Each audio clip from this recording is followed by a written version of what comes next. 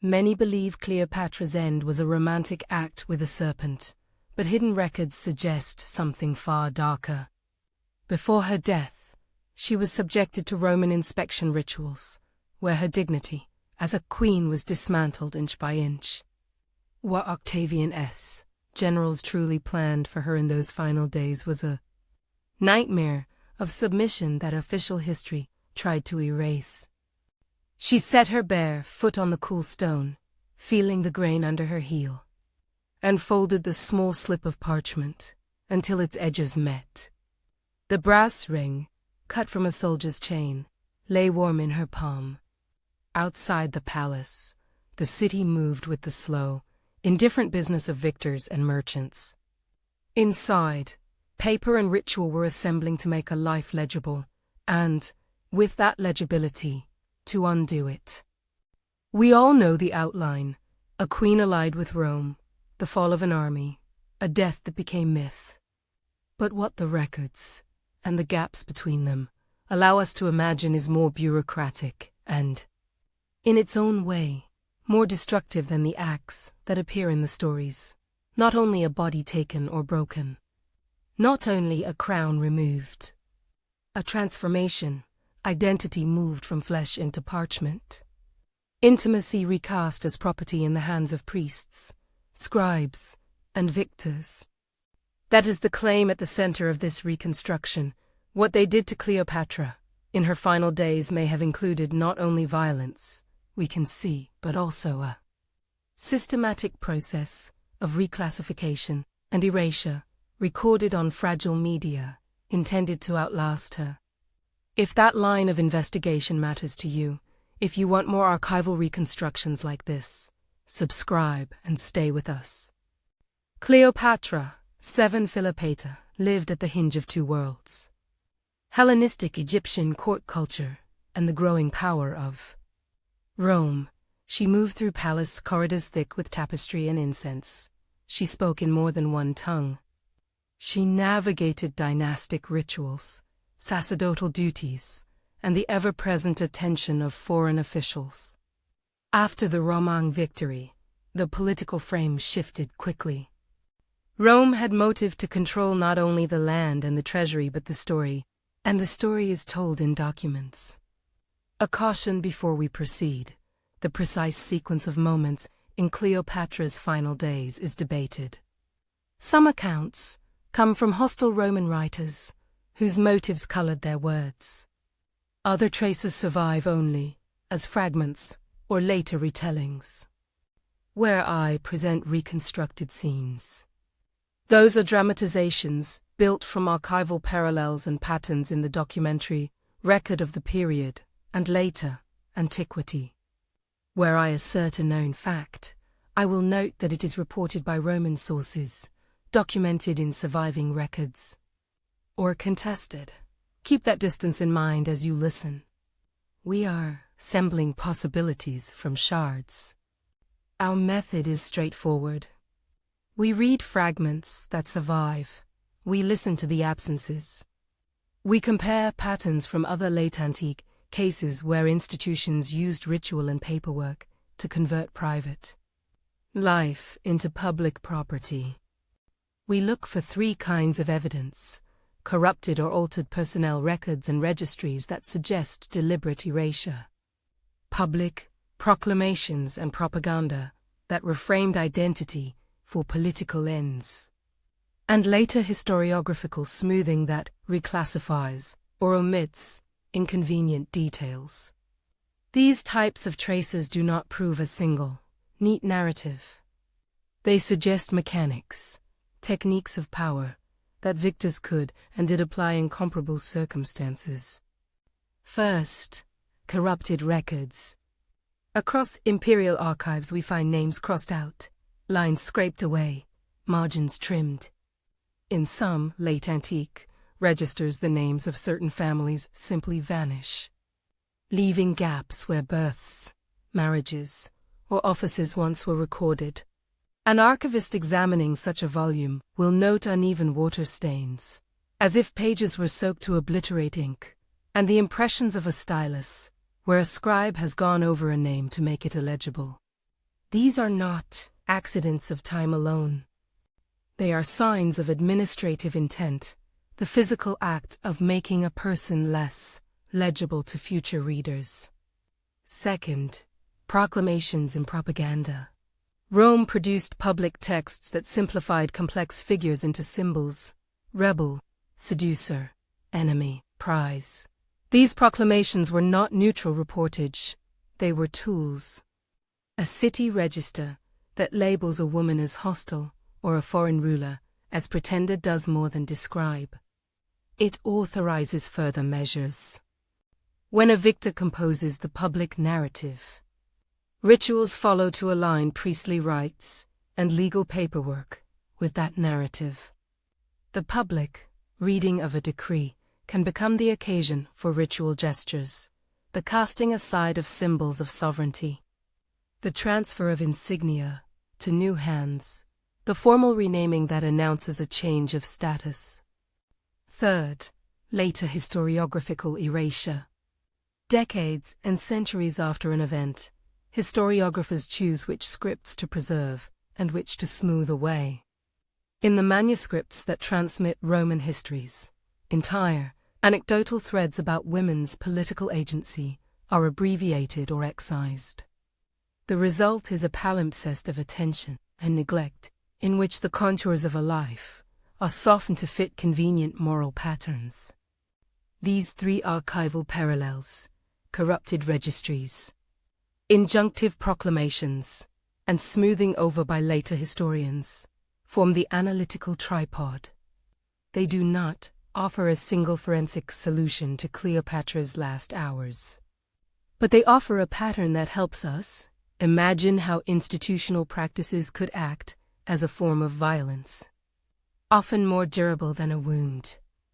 A possible reconstruction based on archival parallels, a tribunal in the palace chamber where a ritual reading took place.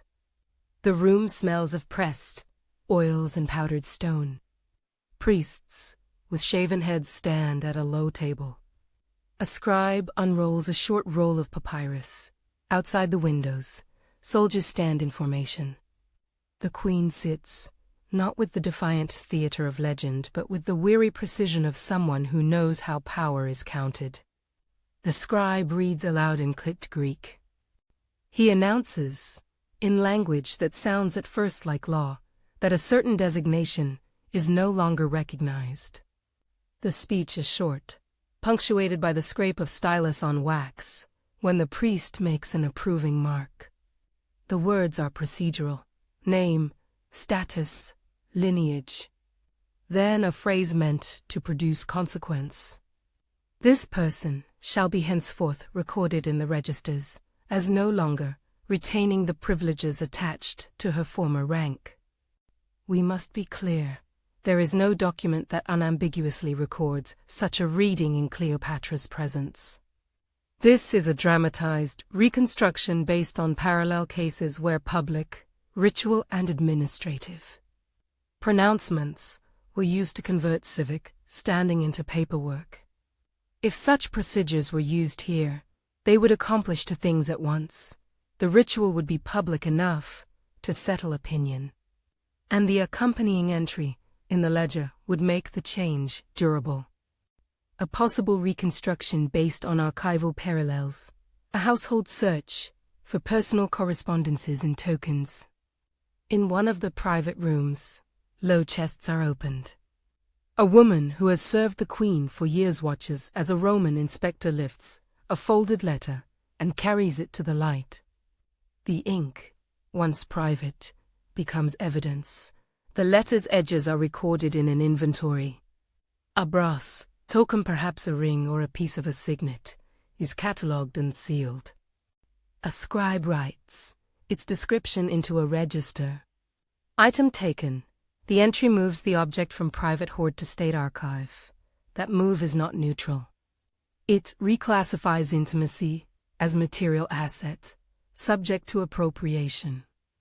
An archivist might point out here that the practice of cataloging seized objects appears in several administrative records, inventories of spoils, temple deposits, reclassified as imperial property, household goods counted in expropriation lists. The degree of certainty is reconstructed for Cleopatra specifically. But the administrative habit is well attested in comparative examples. A possible reconstruction based on archival parallels, a public spectacle of renaming. In a square, where bronze statues cast long shadows, a proclamation is read. The crowd sees the ritual unfold, a symbol removed from a statue, a device broken and displayed, a scroll held up as proof. The language of the proclamation reassigns identity by decree.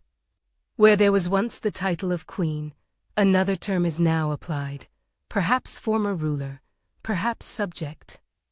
Names, titles, and kinship are renounced in one performative act that is then echoed in written registries, municipal logs, temple rolls, tax lists. A name altered in the square becomes a line item on a ledger. Again, this is a reconstruction. We cannot cite a single extant public register that shows Cleopatra's title struck and replaced in the moment. But archival parallels suggest that public renaming, backed by bureaucratic entries, was a technique available to victors who wished to settle the story. A possible reconstruction based on archival parallels, the reassignment of lineage and children in official records. Imagine a clerk at a low desk, candlelight, scattering across his notes. A child's name is written into a register with a new status. Ward of the state, attached to the household of the conqueror. Removed from the dynastic roll, the ink marks the child as belonging now to an administrative category that disinherits familial claims. The act is not merely technical. It rearranges genealogical memory. Descendants may live, but their names are altered in the places where future genealogists and tax assessors will look. Over time, an entire branch of family appears to thin out in the record. Not because children did not exist, but because they were recoded under different classifications. This scenario is especially charged and must be treated with restraint.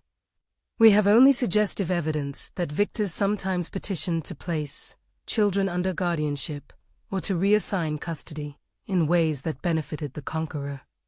Documented cases outside Egypt show usages of guardianship law and custody registers to consolidate control. For Cleopatra's household, such administrative measures remain a plausible method of domination, a way to extend conquests into the private life of family. If you pause to imagine the effect of these procedures collectively, the strategy becomes clearer. The first act is to gather papers, tokens, names.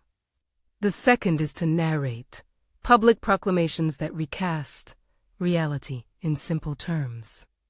The third is to record entries in ledgers that make the narrative legible for officials, priests, and future scribes. Through ritual and paperwork, the intimate is converted into property. Social bonds are reduced to categories on lists. This is the anatomy of archival violence. Ritual makes the change visible, records make the change permanent. Consider how motive and institution intersect. For Rome, and for the priests and scribes who served both city and temple, controlling the narrative had immediate political value. Legitimacy demands not only physical control, but also symbolic authority. To delegitimize a rival is to tidy the field for successors, to make lines of succession clear. Temple revenues unambiguous, and the civic record congruent with the new political arrangement. There is a bureaucracy of forgetting that runs alongside conquest. Look at the instruments. Scribes are the technicians of memory. Priests are the ritual interpreters who give ceremonial force to legal decisions. Administrators are the ones who place names into the tax register. The three operate together.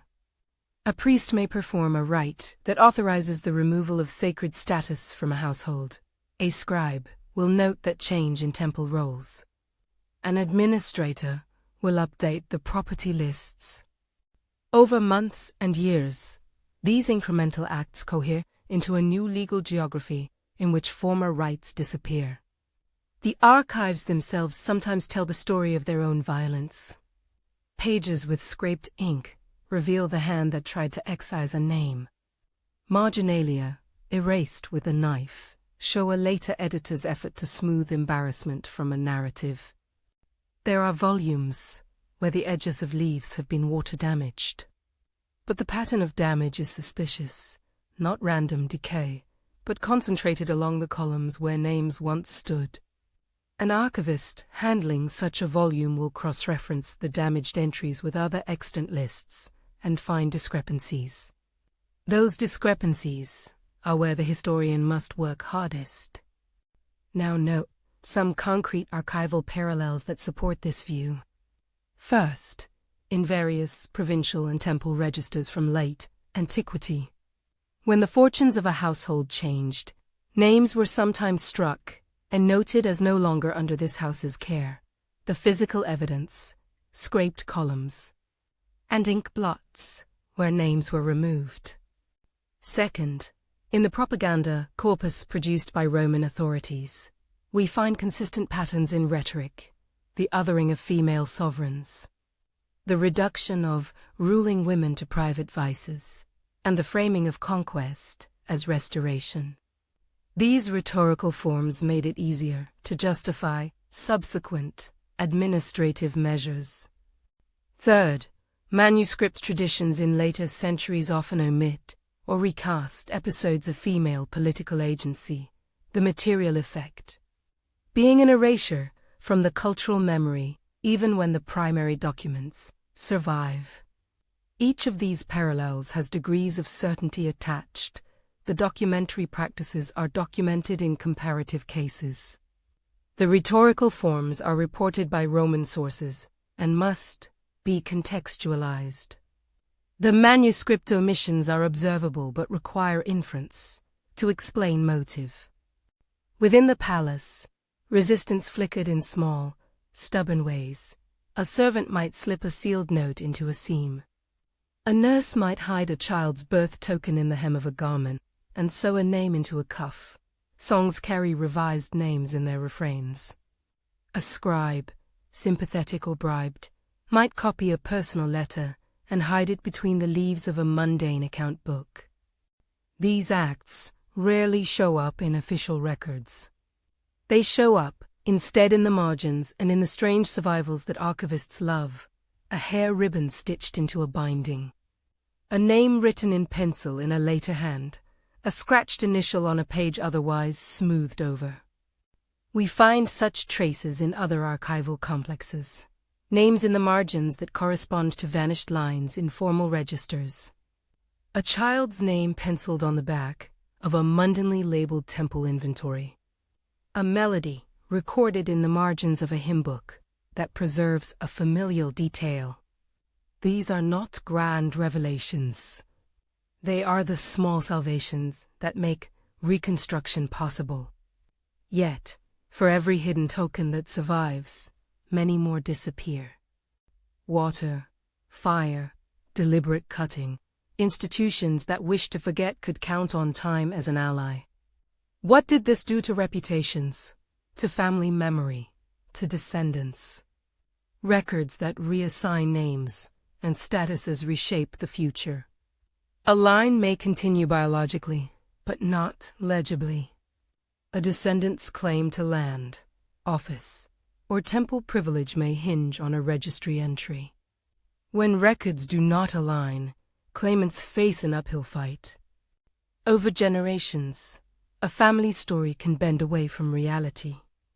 Not because people failed to remember, but because the instruments that make memory legible were altered. This is why the archives matter ethically. To recover Cleopatra from the margins is not simply to inflate a romantic image. It is to interrogate the mechanisms by which power revised lives. The work is painstaking. It requires the patience of the paleographer and the empathy of the historian. It asks us to read ink not only as content but as action. Ink scratched out is not merely an absence. It is evidence of an operation performed by an agent, with motive and means. What can we say, with restraint, about motive in Cleopatra's case? Roman writers had political reasons to reduce her to a cautionary figure.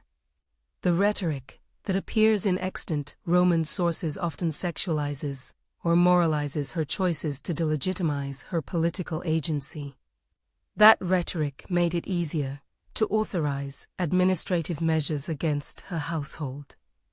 Priestly complicity cannot be assumed. Priests in Egypt and Rome acted in varied ways, sometimes resisting Roman encroachments, sometimes collaborating for protection or advantage. Scribes, too, were people with loyalties, fears, and incentives. The point is not to assign blame neatly, but to map how institutional incentives align to produce outcomes useful to victors. A final set of reconstructions concerns the afterlife of those acts. Once a name is altered in a public list, its chances of reappearing in the canonical narrative diminish. Later compilers leaning on those lists will find silence where there once was speech. New genealogists will read the silence as absence. Over time, the ledger does what violence sometimes cannot. It translates a lived person into a bureaucratic void. We must face the ethical question: is it right to reconstruct such scenes?